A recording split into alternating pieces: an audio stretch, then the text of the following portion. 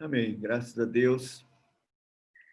Então, nós vamos retomar nosso estudo do Apocalipse. Estamos seguindo agora estas cartas. E hoje, no capítulo 3, começamos com a carta à igreja de Sardes. Então, vamos abrir em Apocalipse, capítulo 3. Nós vamos ler até o verso de número 6. Apocalipse 3, de 1 a 6. Diz assim a santa, bendita, gloriosa palavra do Deus vivo. Ao anjo da igreja em Sardes, escreve: estas coisas diz aquele que tem os 7 Espíritos de Deus e as 7 estrelas. Conheço as tuas obras, que tens nome de que vives e estás morto. Sê vigilante, consolida o resto que estava para morrer, porque não tenho achado íntegras as tuas obras na presença do meu Deus. Lembra-te, pois, do que tens recebido e ouvido, guarda-o e arrepende-te, porque se não vigiares, virei como ladrão, e não conhecerás de modo algum em que hora virei contra ti. Tens, contudo, em Sardes umas poucas pessoas que não contaminaram as suas vestiduras e andarão de branco junto comigo, pois são dignas. O vencedor será assim vestido de vestiduras brancas, e de modo nenhum apagarei o seu nome do livro da vida. Pelo contrário, confessarei o seu nome diante do meu Pai e diante do meu Pai e diante dos seus anjos. Quem tem ouvidos, ouça o que o Espírito diz às igrejas. Vamos orar ainda. Senhor, eu faço questão de orar aqui, nesse momento que antecede expor a tua palavra. Me sinto tão fraco, digno, eu preciso, careço da tua graça, do teu poder, da iluminação do teu Espírito Santo. Senhor, confesso, não tenho nada de mim mesmo. Dá glória ao teu santo nome, ó Deus, usando um instrumento inadequado. E opera, Senhor, nas vidas e nos corações, e toda a glória seja do Senhor. Faz claro, Senhor, a tua palavra clara diante dos nossos olhos, a mensagem que o Senhor quer dar para cada um de nós, para a tua igreja. Faça isso, Senhor, nós pedimos no nome do Senhor Jesus Cristo. Amém. Amém. Bom, vamos começar falando um pouco sobre a igreja de Sardes, na verdade, a cidade de Sardes. A igreja pouco nós sabemos com relação à sua origem, quem plantou, como foi que ela foi ali plantada. Não temos informações. Mas a cidade é uma das 7 cidades que faz aquele cinturão da Ásia Menor, e elas nem eram distantes muito umas das outras. A Sardes fica mais afastada do Mediterrâneo, quer dizer, mais para o interior, num terreno mais assim acidentado. Essa é uma cidade que não era muito grande, ela estava num alto, muito alto, em cima de um monte, o que era vantajoso em termos de defesa, mas não podia crescer muito. Mas, mesmo assim, era uma cidade rica. A história dela é uma história de riqueza. Isso já lá nos idos de 560, 500, mais ou menos, antes de Cristo. A cidade estava bem e era dominada por um rei chamado Creso. Esse rei, ele era rico e amava a riqueza E ele conseguiu trazer muita riqueza para a cidade através de um rio. Esse rio trazia ouro em pó misturado na areia e ele conseguiu explorar isso. E a cidade enriqueceu. Ele era identificado com aquele Midas, que tudo que tocava virava ouro. Assim era esse Creso, esse rei. Era rico, opulento. Então, ele tornou a cidade com esta fama a ponto dela ser chamada de a capital da Lídia, ser reconhecida assim.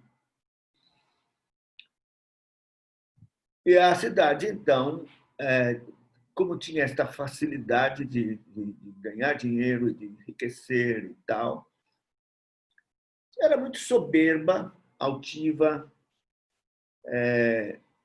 e se sentia absolutamente segura por causa deste acidente geográfico que dava a sensação de ser uma cidade indestrutível, inexpugnável. Só havia um meio mais para o sul, numa fenda oculta, que era a fragilidade da cidade. Aconteceu que Ciro, o grande Ciro, veio, cercou a cidade e tal, e ficou estudando como é que ia vencer aquela coisa íngreme, escapada. E aconteceu, diz a história, que um soldado de lá da fortaleza deixou cair o seu elmo, quer dizer, o seu capacete, e desceu pela tal fenda para pegar o capacete. E então Ciro e o pessoal, pronto, viu, ele denunciou a fraqueza da cidade. E a cidade foi tomada sem resistência. De repente, eles foram surpreendidos à noite com o exército entrando, dominando tudo, do rei Ciro. Interessante que isso foi em 560, quer dizer, muitos anos depois, no ano 214, o Antíoco o Grande, novamente, a cena se repetiu, não com o capacete caindo, mas ele descobriu esta fraqueza e entrou e destruiu a cidade novamente, tomou a cidade. E mais para frente, em 180 e pouco, os romanos vieram e tomaram definitivamente a cidade. Então, essas surpresas assim é muito interessante. Os dois fatores, riqueza e esta surpresa. No ano 17 depois de Cristo, houve um grande terremoto. Ela foi surpreendida, Sardes, por um grande terremoto. E também, de surpresa, essas coisas aconteceram. Ela conseguiu se reerguer com o auxílio do imperador Trajano, conseguiu se reerguer e novamente se tornar uma cidade proeminente e rica. Bom, são indicadores que vão nos ajudar a compreender qual a razão por que esta igreja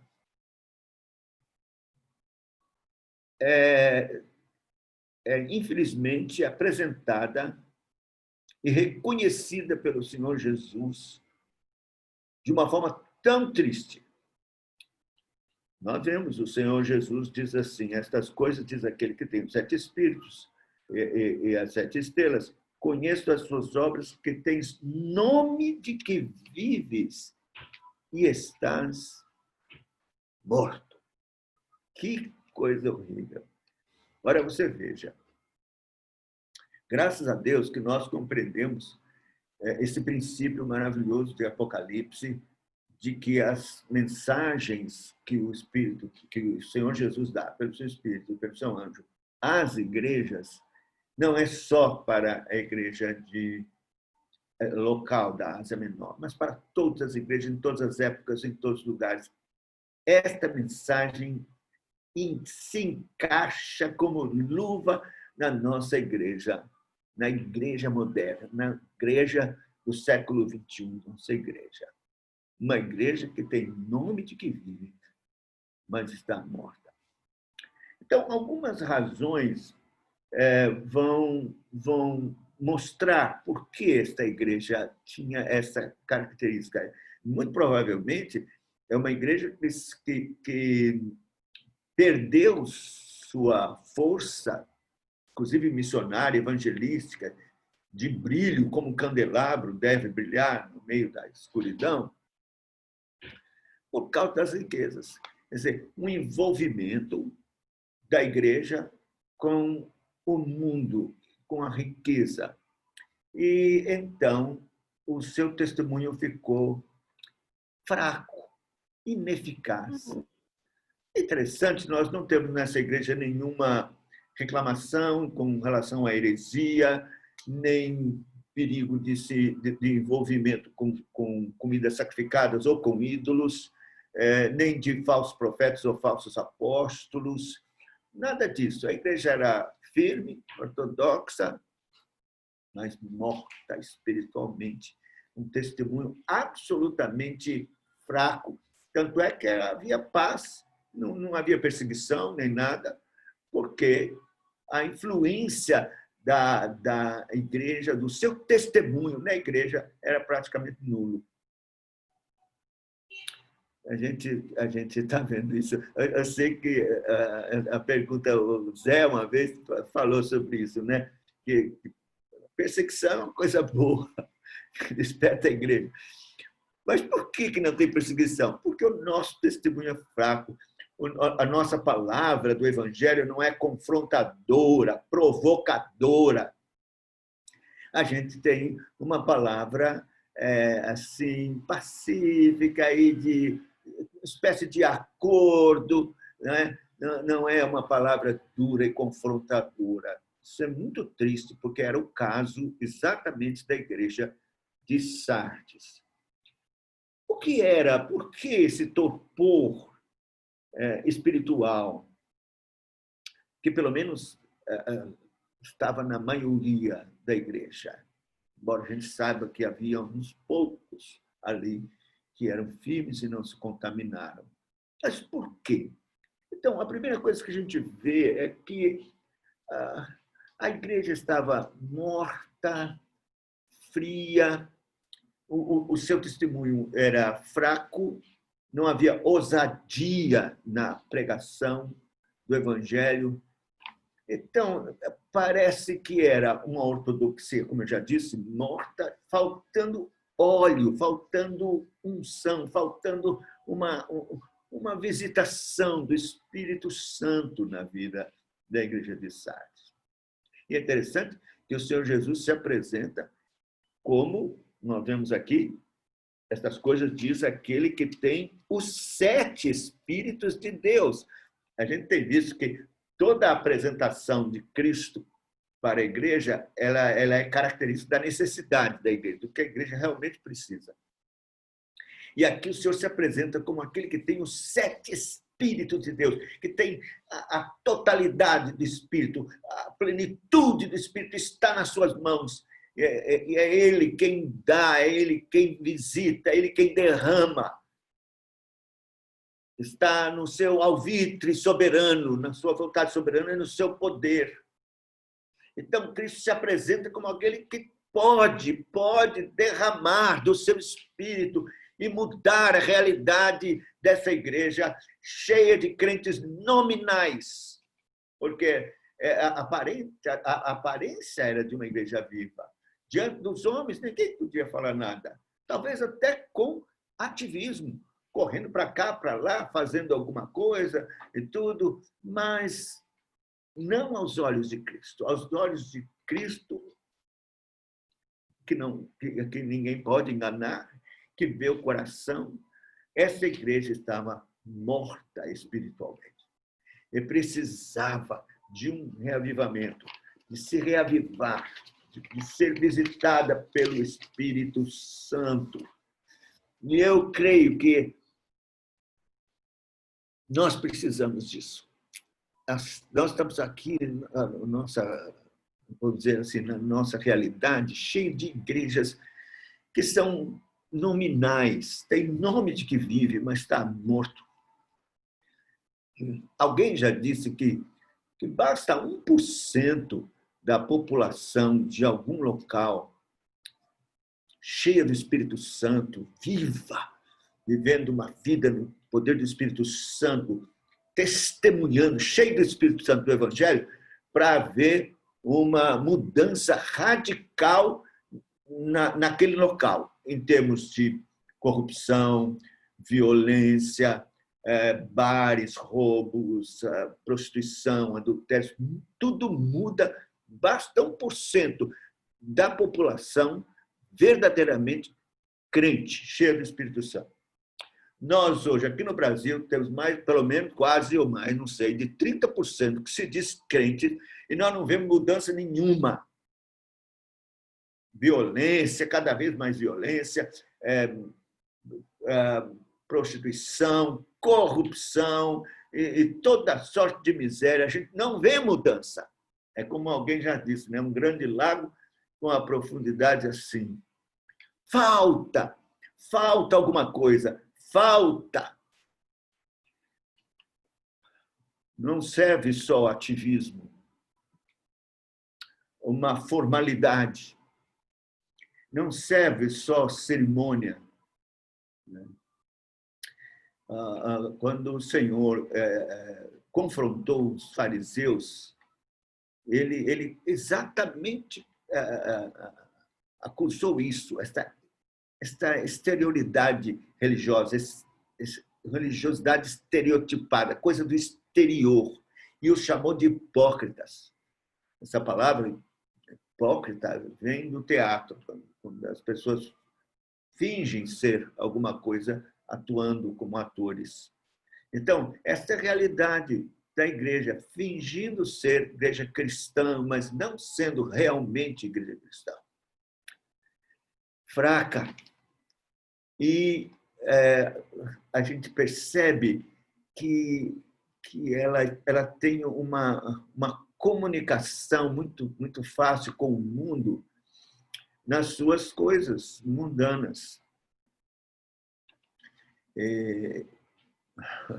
É difícil a gente aqui enumerar o que poderia ser, dar exemplos, mas se a gente pensar, por exemplo, na questão do entretenimento, não há mais limite. Os crentes entraram de sola, entendeu? Para participar da proposta de entretenimento, sem aquele escrúpulo, aquele pé atrás, preocupado se aquilo glorifica a Deus ou não, se agrada a Deus ou não. Não há essa aferição. Eles estão aí achando ótimo e muitos jovens, como eu já disse, participando desses festivais de música popular e outras.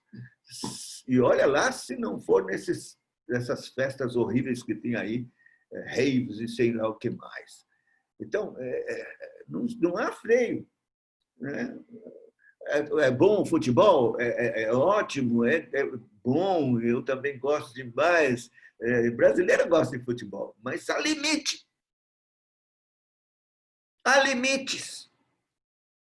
Que nós não tem mais limites. A porteira foi arrombada. Entendeu? Há uma identificação com o mundo e acabou. Então, a gente vê, isso desagrada a Deus. Isso entristece o Espírito Santo.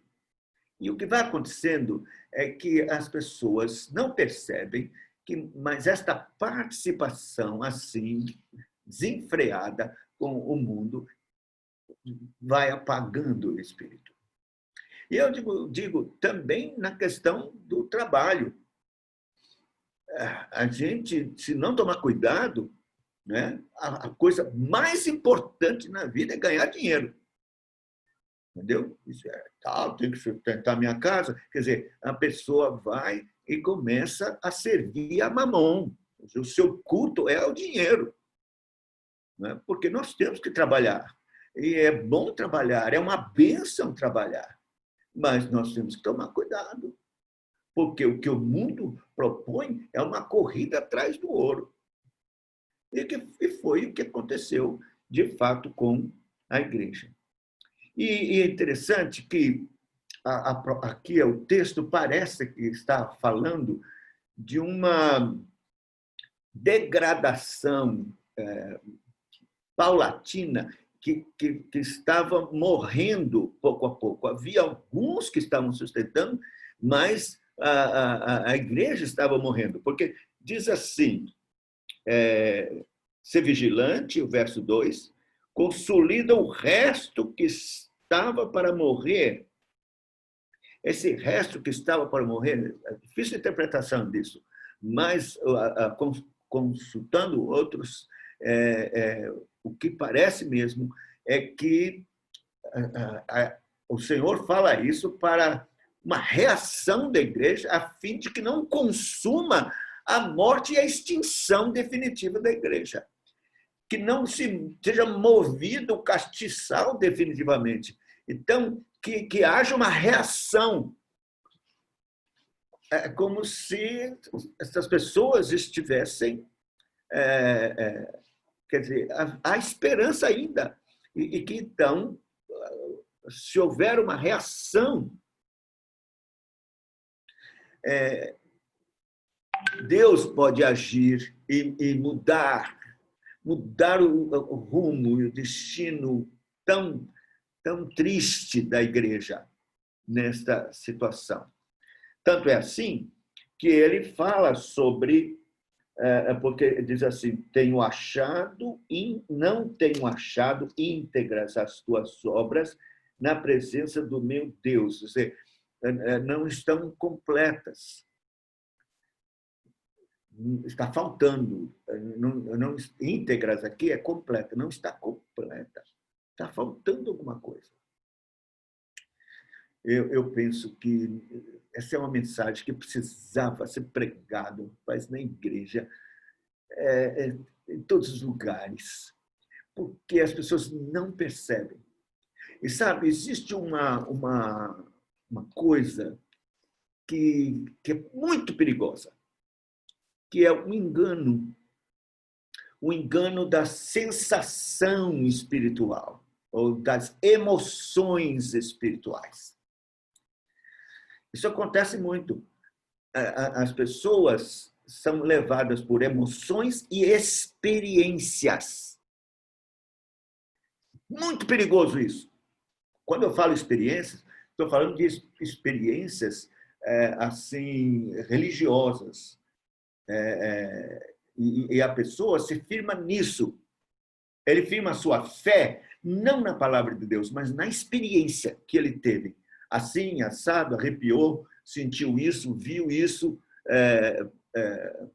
eu sinto que Deus quer isso, ou quer aquilo, ou me mostrou isso. Então, as pessoas firmam-se nisto e inventam milagres e coisas, se convencem de que realmente esses milagres, de fato, aconteceram, e que, portanto, é justificável a sua vida como ela está, porque Deus está abençoando. Ué, eu estou sentindo arrepio, eu canto, eu choro, eu sinto isto, sinto aquilo. Quer dizer, isso tem um perigo. E a gente vê isso. Você vai, visita essas igrejas no louvorzão, as pessoas se choram cantando, se emocionam, entendeu? E tem êxtases. E pronto, fica pensando, está ótimo, Deus está me abençoando, então o que eu faço ou não faço e deixo de fazer, não tem muito problema, porque Deus está me abençoando. Aí eu tenho um temor muito grande com relação a isso, porque fico só pensando no que a palavra de Deus fala e diz a respeito daqueles que vão estar no último dia na antessala do inferno, assim de crentes. Veja, Jesus diz isso. Está aqui em Mateus, no capítulo de número 7, ele começa desde o verso 15, já falando: acautelai-vos dos falsos profetas, que se apresentam disfarçados em ovelhas, mas por dentro são lobos roubadores, pelos seus frutos conhecereis. Aí diz: colhem-se porventura uvas dos espinheiros, figos dos abrolhos. Assim, toda árvore boa produz bons frutos, mas a árvore má produz frutos maus. O Senhor está dando uma dica para se provar, para que a pessoa não se engane, saiba como é que está realmente a sua vida. Ele diz assim: não pode a árvore boa produzir frutos maus, nem a árvore má produzir frutos bons. É uma questão de natureza. Ele não está falando aqui de frutos no sentido: olha, ganhei para Jesus tantas almas, olha, eu distribuí tantos folhetos, olha, eu preguei em determinado lugar, olha, eu fiz isso. Quer dizer, não são esses frutos. Ele está falando de um fruto que diz respeito à natureza da árvore, que é boa ou má. Aí diz assim: toda árvore que não produz bom fruto é cortada e lançada ao fogo.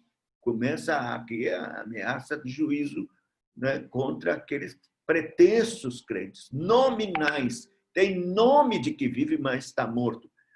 Aí diz assim: assim, pois, pelos seus frutos conhecereis. Nem todo o que me diz Senhor, Senhor, entrará no reino dos céus.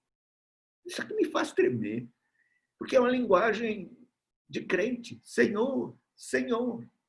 Mas nem todo que me diz Senhor, Senhor, entrará no reino dos céus, mas aquele que faz a vontade de meu Pai que está nos céus. Veja, a vontade do meu Pai que está no céu está revelada na Escritura, que anda segundo as Escrituras. Aí diz assim: muitos, isso me faz tremer, muitos, não é pouco não, muitos, naquele dia hão de dizer-me: Senhor, Senhor, porventura não temos nós profetizado em teu nome? Profetizaram. Em teu nome não expelimos demônios? Expeliram. Em teu nome não fizemos muitos milagres? Fizeram. Deus usa, ele honra o nome do seu bendito filho. Então, usou a mula de Balaão, usou o próprio Balaão, o profeta ímpio, mas usou, o Espírito Santo tomou Balaão e ele profetizou o que era para profetizar. Saul profetizou, e é interessante que Saul mandou antes um destacamento de soldados para o arraial lá dos profetas, procurando Davi, e o batalhão entrou, pisou no lugar onde estavam os profetas, né, o arraial dos profetas, e profetizaram. Profetizaram, não tinha nada. Era um exército que estava sob a obediência de Saul, fazendo o que era contrário à vontade de Deus. Profetizaram. Aí o próprio Saul depois foi. Saul profetizou, está Saul entre os profetas. Então, o Espírito Santo usou Judas, Judas voltou alegrinho. Oh, em teu nome os espíritos se submetem. Não fiquem alegres, porque Jesus disse: não fiquem alegrinhos, porque os espíritos se submetem em meu nome. Fiquem alegres se o nome de vocês está escrito no livro da vida. Então, gente dentro da igreja sendo usada por Deus, cheio de experiências e sensações, mas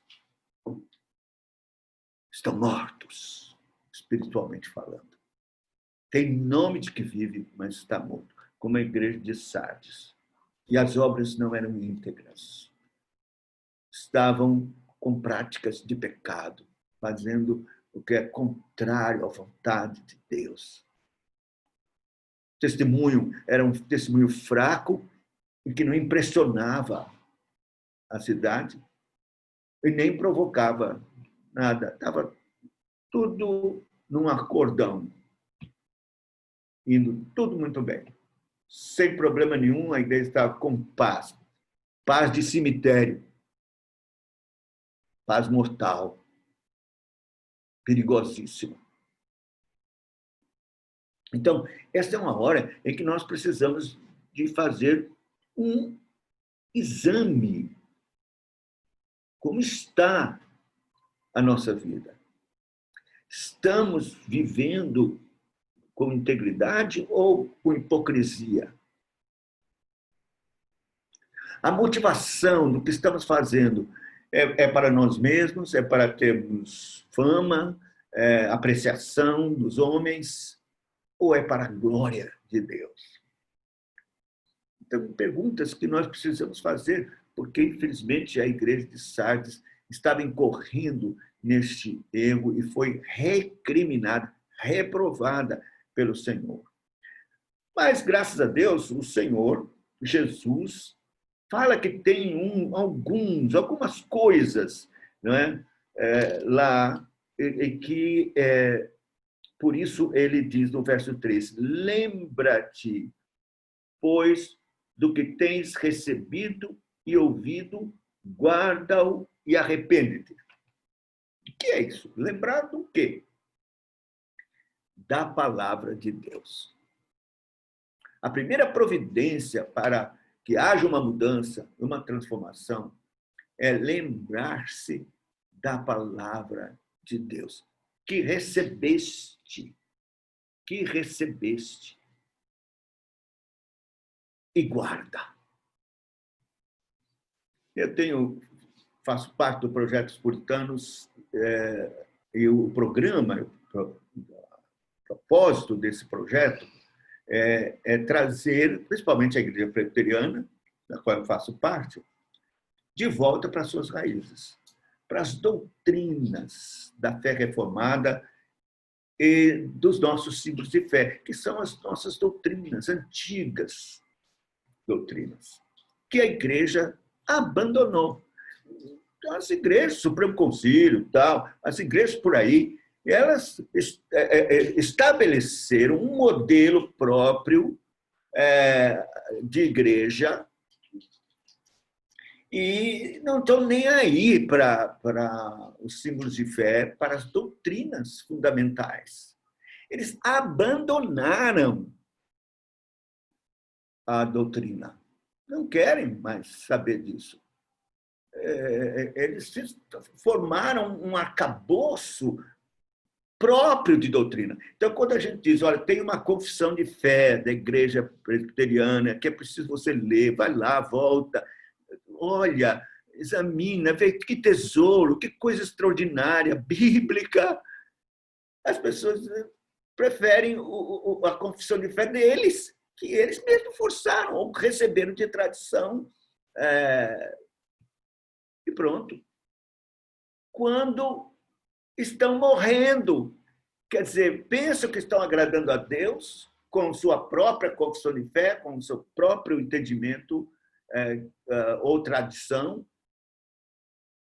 quando devem se lembrar, como diz lá, das veredas antigas, porque achareis paz.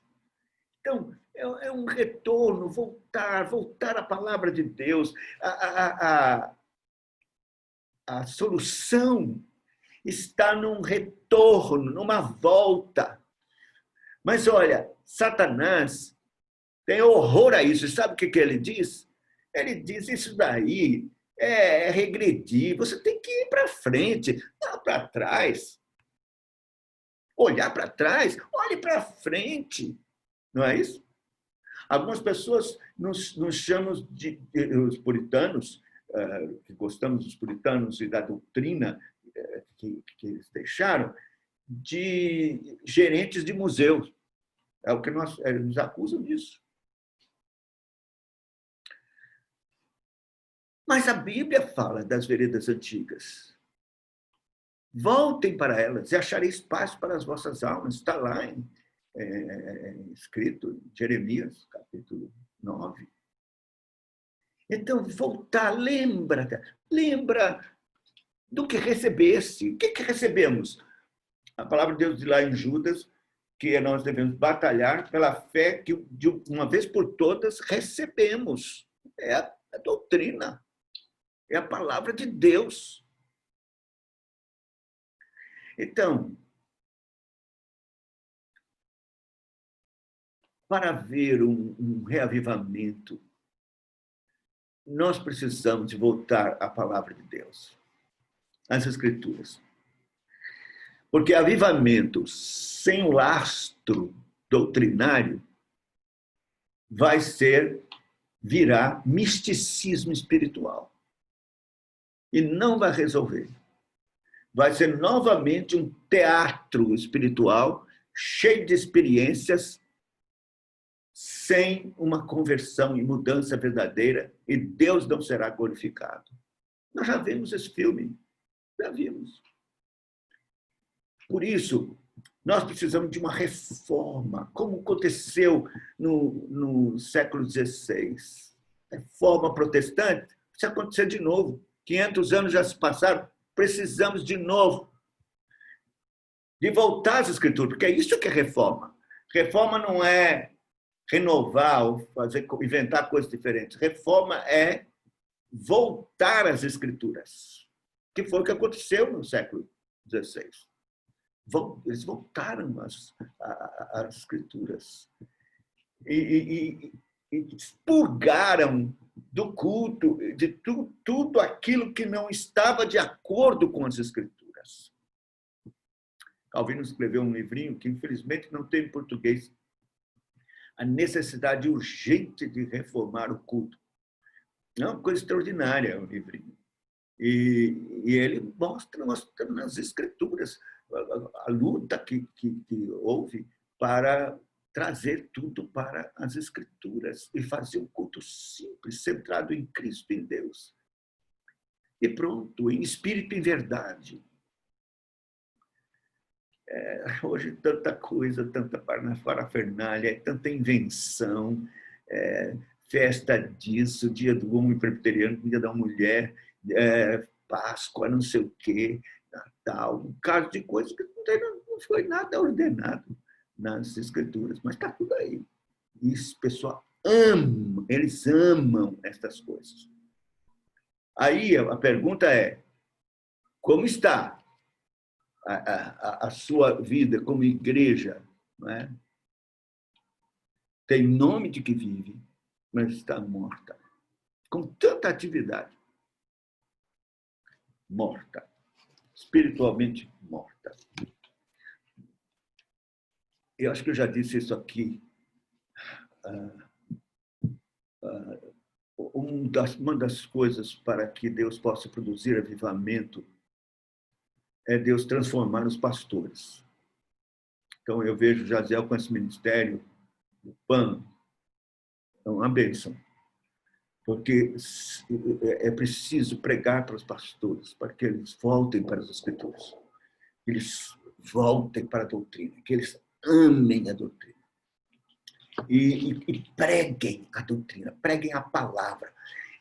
Os pastores precisam aprender a pregar expositivamente, porque eu fui a descobrir isso não faz muito tempo, eu pregava tematicamente.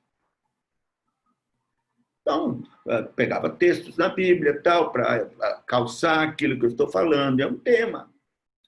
Mas a pregação reformada é uma pregação expositiva. Era um livro inteiro, verso por verso, ou perícopes divididas e apresentadas como doutrina e aplicadas à igreja, e sem fugir de ninguém. Vou pregar isso que é mais fácil, vou pregar aqui. Não, pregar todo o conselho de Deus expositivamente. Vai haver uma mudança na igreja, uma revolução. E aí, orar muito, pedindo poder de Deus, a visitação do Espírito. Ó Jesus, tu que tens os 7 Espíritos, vem, Senhor, e derrama desse poderoso avivamento sobre nós. Pastores cheios de doutrina, firmados na palavra de Deus, conhecedores, versados na palavra, manejando bem a palavra, cheios de doutrina, pregando com autoridade no poder do Espírito Santo, que debruçaram-se diante do texto, estudaram seriamente as Escrituras, buscaram a doutrina que está ali revelada naquele texto, Cristo ali revelado, preparar esse sermão expositivo e se apresentar diante de Deus e colocar-se diante do Senhor, pedindo, dá-me graça, graça, Senhor, para pregar com autoridade e poder a tua palavra. Então, vai haver um avivamento. Vai. E Deus vai, então, restaurar o que estava para morrer, o que estava já se perdendo. E começar um movimento restaurador na igreja.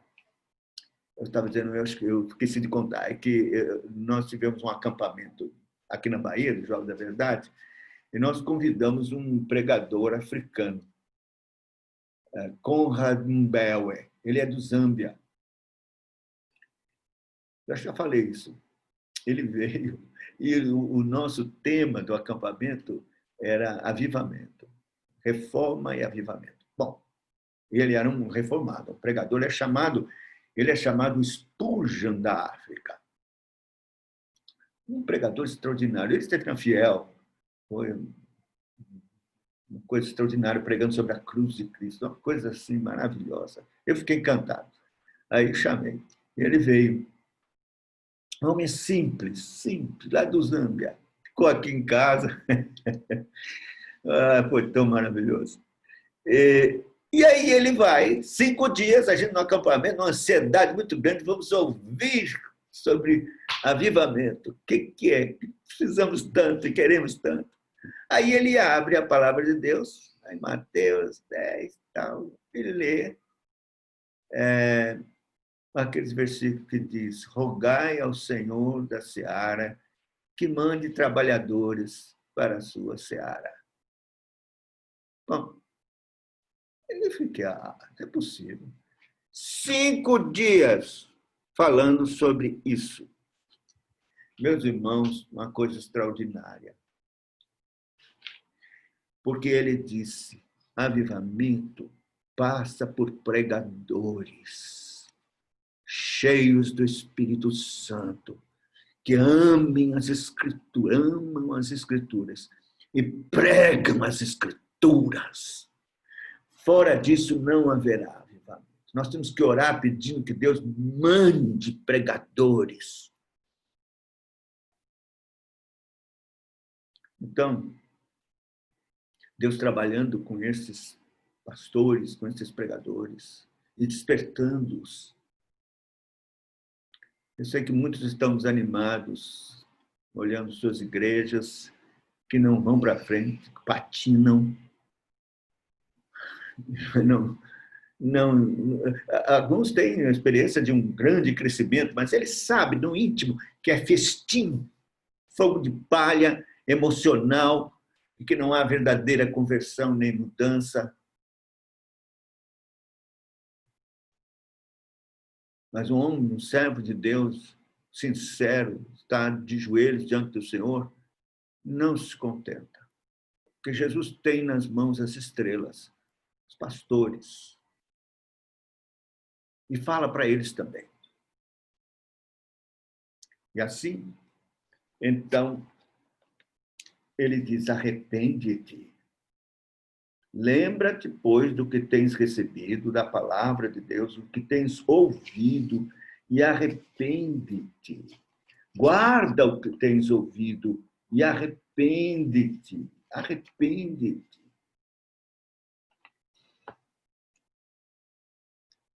E, meus irmãos, quando o Espírito Santo conceder isso, essa humilhação, arrependimento verdadeiro da igreja, dos pastores, eu lembro que Lloyd Jones dizia o seguinte: olha, pare com esse negócio de cruzada, feche a porta das igrejas, manda as igrejas fechar a porta e todo mundo se ajoelhar e chorar os seus pecados, com arrependimento sincero, suplicando que Deus restaure a igreja. E o efeito depois vai ser muito maior do que 10 cruzadas ou mais. Porque a igreja se levantará com vigor para evangelizar. Arrepende-te. Aí diz assim, estou terminando, caminhando para o fim aqui.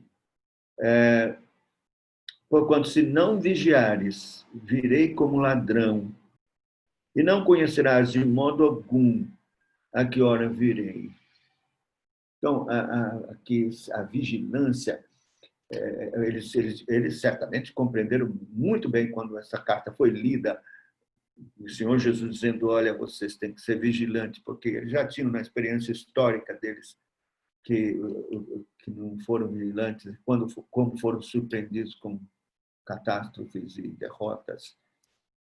Então, o Senhor diz para que eles fossem vigilantes.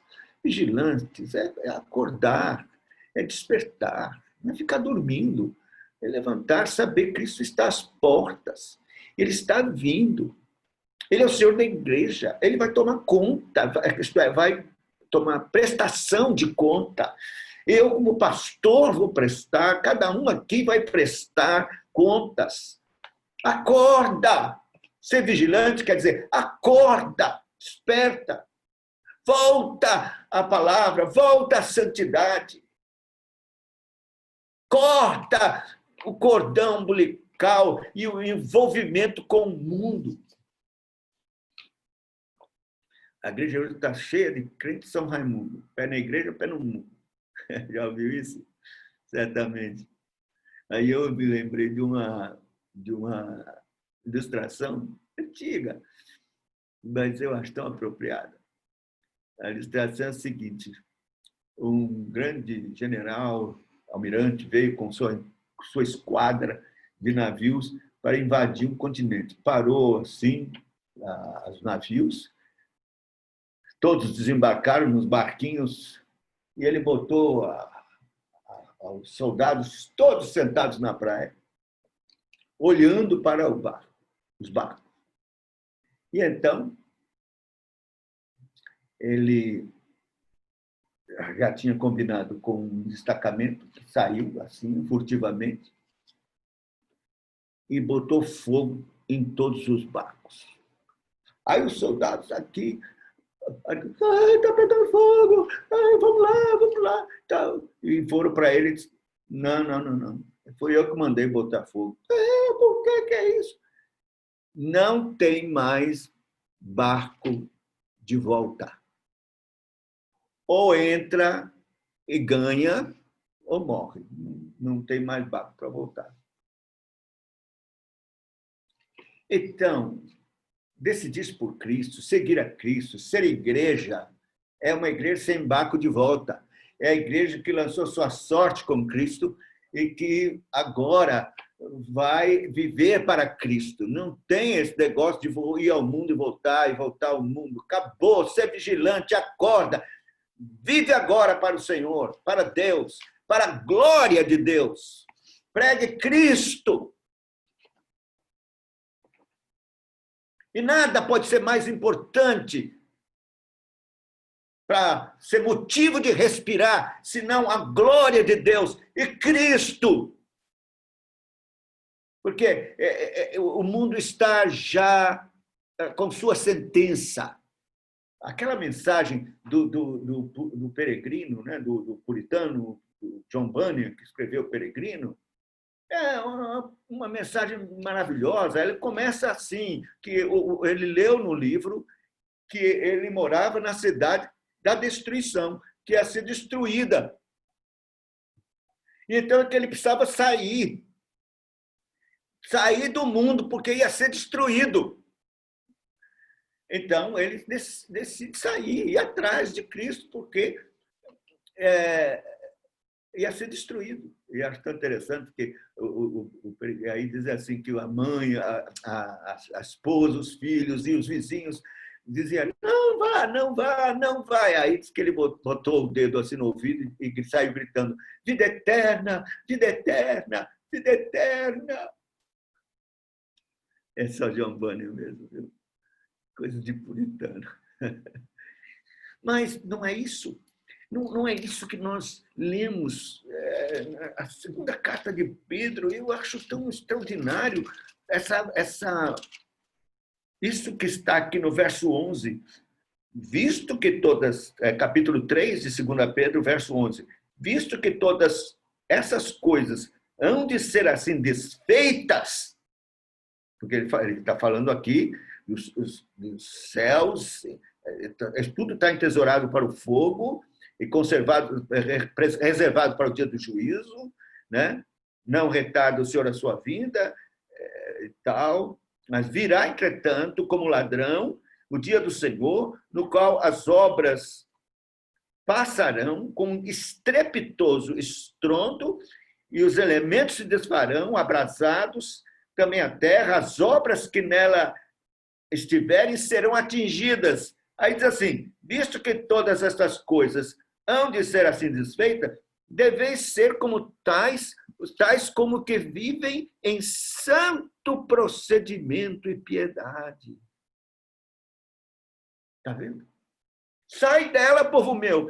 Está reservado entesourado para o fogo. Então, o que é que você quer com o mundo?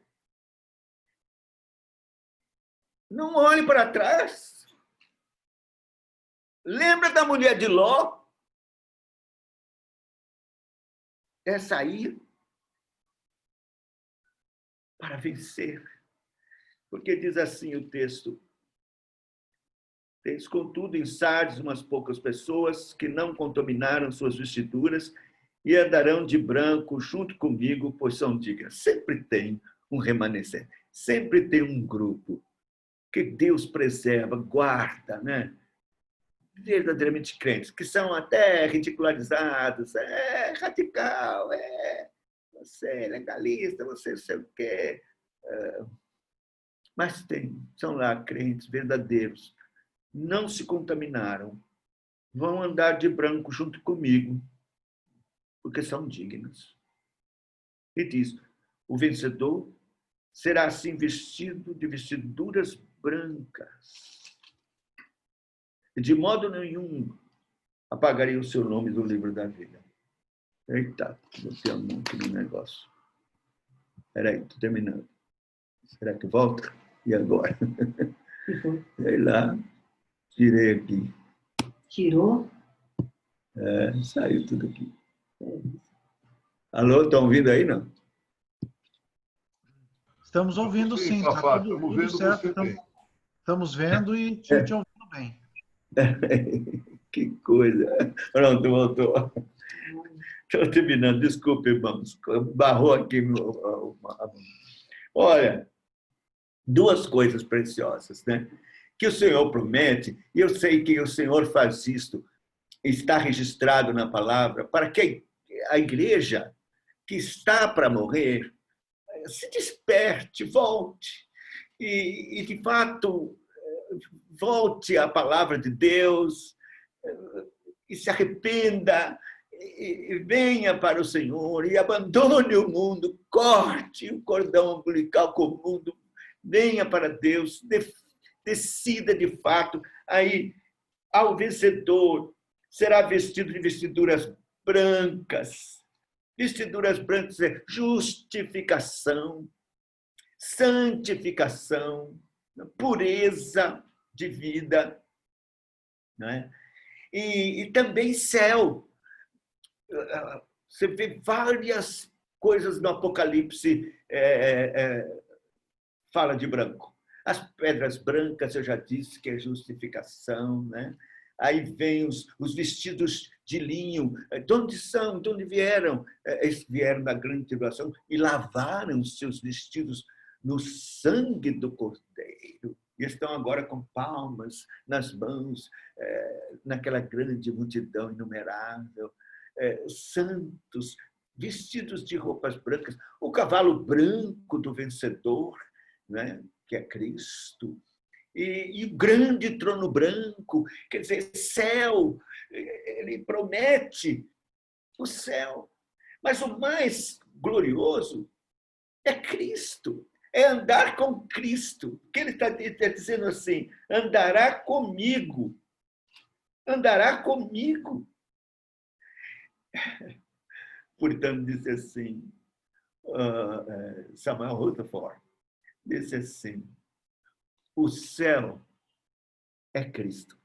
O céu é onde Cristo está. O céu é Cristo. Então, imagine você andando com Cristo, você vestido de branco, com Ele, o seu irmão mais velho, a santidade perfeita, andando. Eu não sei como será, detalhes sobre isso, mas a Bíblia fala que antes do pecado, lá no Gênesis, o homem falava com Deus na viração do dia. Ele era amigo de Deus. Ele e a mulher, amigos de Deus, tendo comunhão na viração do dia.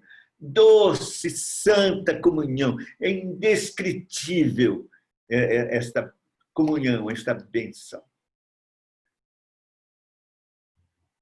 Agora, o pecado acabou tudo.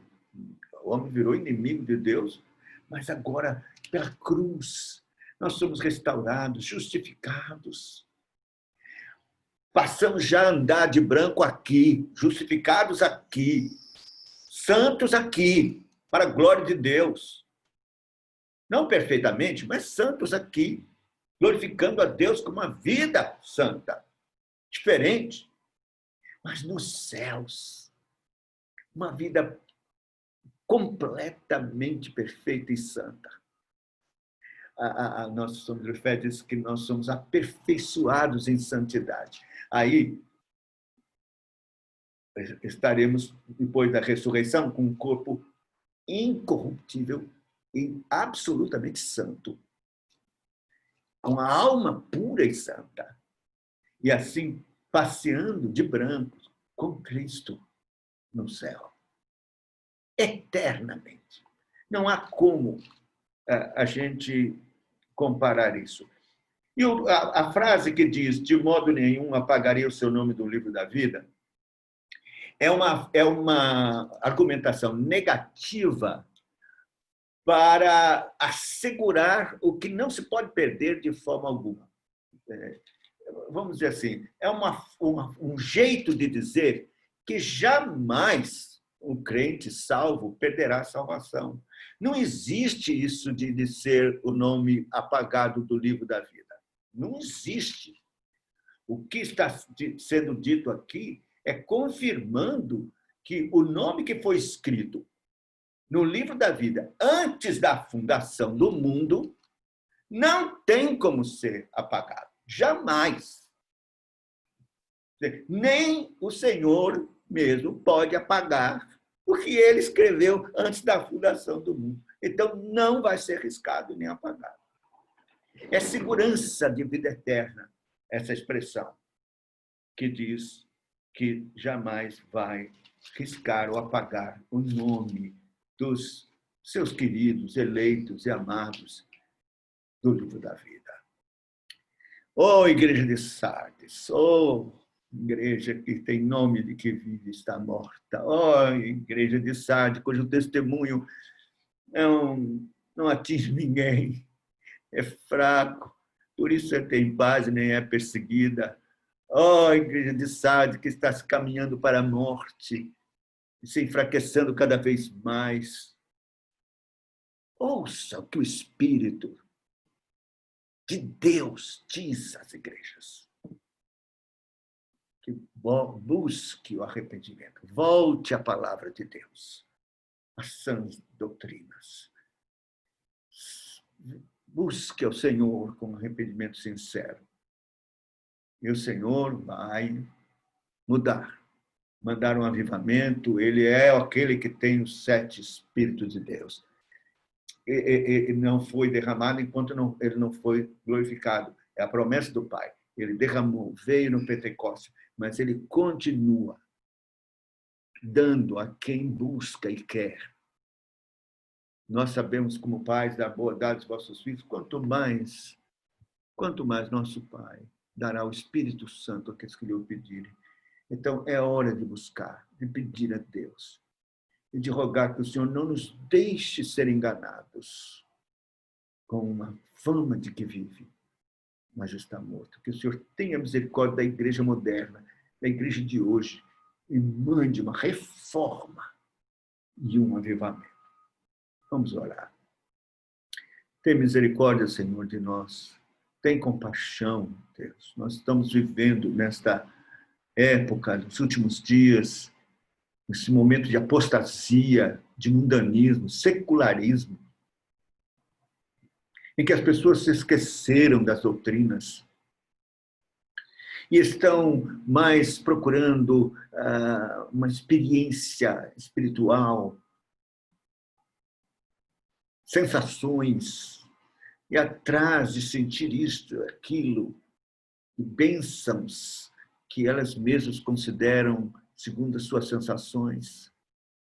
Meu Deus, abre os olhos, acorda, Senhor Deus, a igreja de Sardes, em nome de Jesus, com pregações fiéis da tua palavra, o Senhor mesmo pregando e falando através dos ministros para que ela se desperte, acorde, seja vigilante e volte para aquilo que recebeu, a sã doutrina, e se arrependa dos seus pecados, se converta e rogue do Senhor a visitação do Espírito Santo, para que tenha a bênção gloriosa de não ter suas vestes manchadas com as iniquidades e corrupção desta geração adúltera e má, mas possa viver de um modo santo diante dos homens, diante de ti, e no fim, na vida eterna, ande contigo, vestido de branco.